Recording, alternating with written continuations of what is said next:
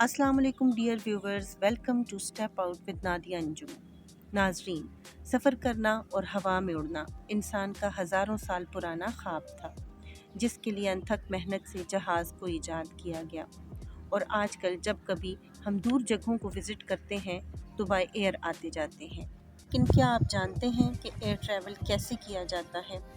Year travel کے لیے ہم ایئرپورٹ کے ویٹنگ لاؤنج سے ایئرپلین برج میں داخل ہوتے ہیں اور پھر یہاں سے ایک ٹنل میں داخل ہوتے ہوئے ایئرپلین میں انٹر ہو جاتے ہیں، جہاں پر ہمارا ٹکٹ دوبارہ چیک کیا جاتا ہے اور پھر یہاں سے ہم اپنی مطلوبہ سیٹوں پر بیٹھ جاتے ہیں۔ سفر وسیلہ ظفر ہے، جیسا کہ ہمارے قومی شاعر علامہ محمد اقبال فرماتے ہیں، رگوں میں گردش خون ہے تو کیا حاصل، حیات ذوق سفر کے سوا کچھ اور نہیں۔ ناظرین، اب ہم آپ کو جہاز اڑانے کے بارے میں کچھ معلومات دیں گے۔ لیٹس اسٹارٹ اور ویڈیو فارملی۔ جہاز کو ہوا میں اڑانے سے پہلے رن وے پر تیز سپیڈ سے دوڑایا جاتا ہے۔ جتنا بڑا جہاز ہوگا اتنا ہی بڑا رن وے بھی ہونا چاہیے، اور رن وے پر دوڑاتے ہوئے جہاز کی منیمم سپیڈ اتنی ہونی چاہیے کہ کم از کم جہاز کے ونگز پر ایئر پریشر ڈالا جا سکے، اور یہ سپیڈ انجن کے ذریعے حاصل کی جاتی ہے۔ اب ایروپلین کو اوپر اٹھاتے وقت پائلٹ ونگز کو اگلی سائڈ سے اوپر اٹھا دیتا ہے، تاکہ جب نیچے سے بہت زیادہ ایئر پریشر آئے گا تو ونگز پر اس پریشر کی وجہ سے جہاز اوپر اٹھنا شروع کر دے گا۔ جہاز اڑانے کے عمل میں سب سے امپورٹنٹ فیکٹر ایئر پریشر ہے، جس کو ڈریگ فورس کے طور پر استعمال کیا جاتا ہے اور اڑنے یا تیز چلنے میں رکاوٹ بنتا ہے۔ لہٰذا جہاز کا فرنٹ ڈیزائن نوکیلا بنایا جاتا ہے تاکہ ڈریگ فورس کو کم کر دیا جائے۔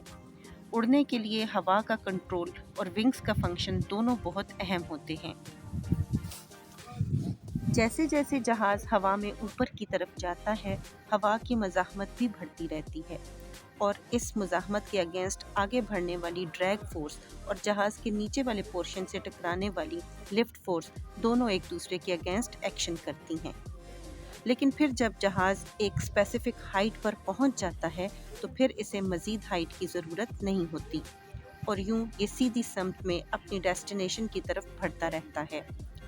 ناظرین، یہ ہائٹ نارملی 31 سے 38,000 فٹ تک ہوتی ہے، اور یوں یہ چاروں forces means gravity, thrust, lift and drag forces بالکل ایکول ہو جاتی ہیں، جس کی وجہ سے جہاز فضا میں رہتا ہے اور نیچے نہیں گرتا۔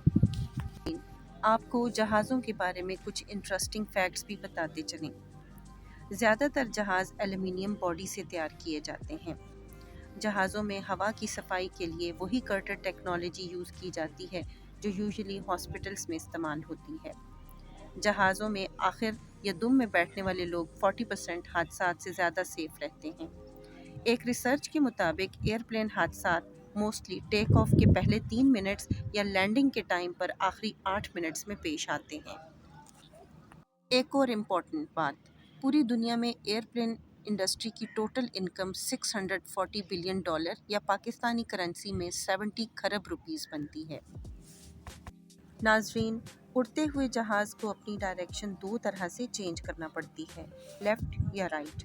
جس طرح ایک ایروپلین کو اوپر لفٹ کرنے کے لیے سائڈ کے دونوں ونگز کو استعمال کیا جاتا ہے، اسی طرح لیفٹ یا رائٹ کو موڑنے کے لیے اس کی دم پر اوپر نکلا ہوا ایک پر استعمال ہوتا ہے۔